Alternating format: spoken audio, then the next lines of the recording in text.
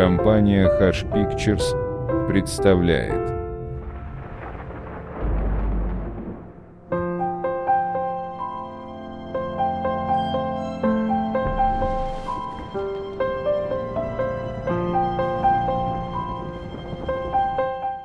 Сәлеметсіздер ме оқушылар? Бүгінгі тақырып Шайбани әулетінің тарихи жайлы болады. Ағай, Шайбани хандығы деген қазіргі өзбек бабалар емес пе? Иә, дәл солай. Бүгінгі сабақта біз осы әулетпен түбегейлі танысатын боламыз. Ал ендеше 15 ғасырдың орта жақтарына келіп тоқталайық. 1459 жылы Әбілқайыр хандығынан, яғни Шайбан әулетінен қазақ руларына Керей мен Жәнібек сұлтандарға қысым үлкейе түсті. Сондықтан екі сұлтан Моғолстанның батыс жағында қазақ хандығын құрады. Сол аймақта тұратын рулардың көбісі қазақ хандығына қосылып жатқанын көрген Әбілқайыр хандығы қазақтармен соғыса бастады. Бірақ 16 ғасырдың басында Керей хан Шайбандарға Созақ және Отырар секілді қалаларды басты соққыны берді. О, ханием, егер біз қаланың батыс жағына соққы берсек, жеңетініміз сөзсіз. Дұрыс айтасың. Жорыққа шығып келген әскерлердің айтуынша, осы жерлерде Әбілқайыр әскерінің өте аз екенін айтты. Егер айтқандарың рас болса, біз осы жерге кешке жақын шабуыл жасаймыз. Онда мен жасақтардың дайын болуын қадағалайтын боламын. Қобыланды, онда әскерді шапқыншылыққа өзің бастарсың. Әлбетте.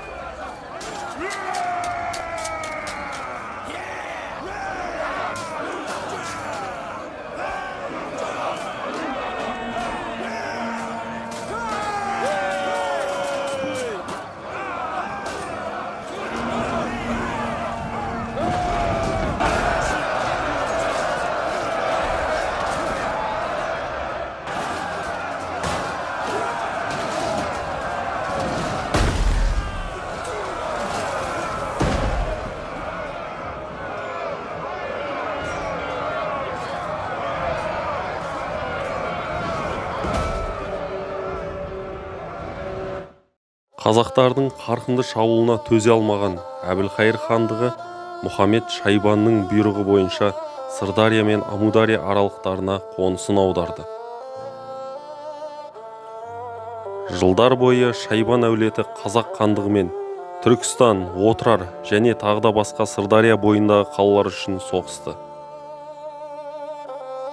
Бірақ одан ешқандай нәтиже шықпады.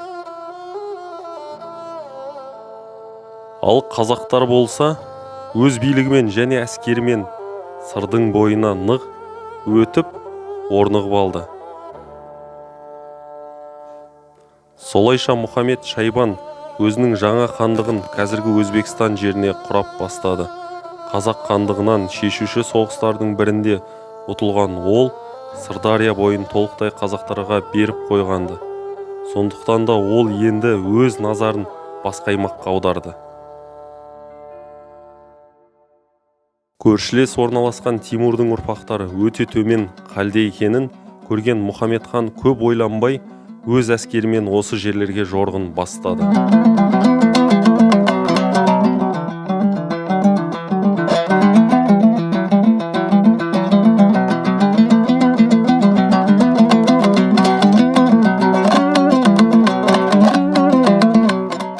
Бұхара, Самарқанд, Герат қалаларын өте аз уақыт мерзімде жаулап алды.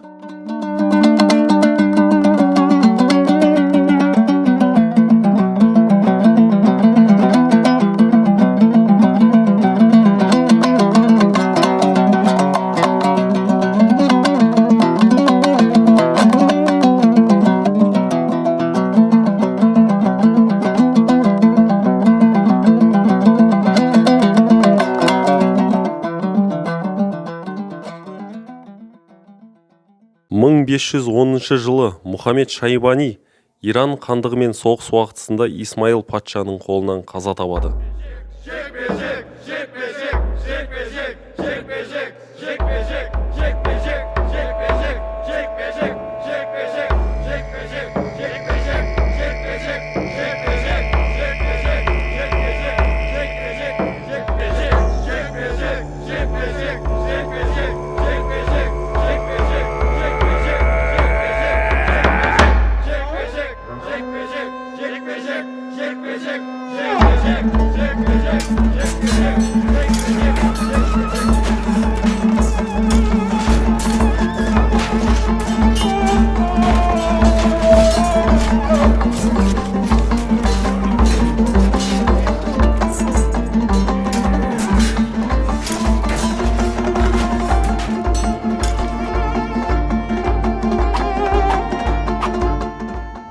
Осылайша Шайбани әулетінде билікке талас басталады.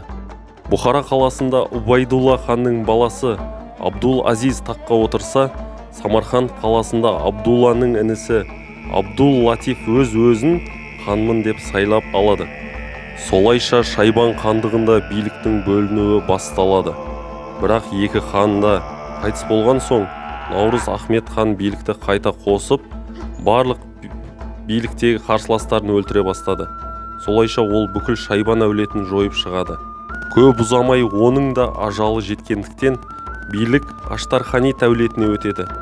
Осылайша Шайбан әулеті 1598 жылы толықтай жойылады. Осылайша 1598 жылы Шайбан әулеті көптеген соғыстардың арқасында әлемдік картада осылай қалып кетті.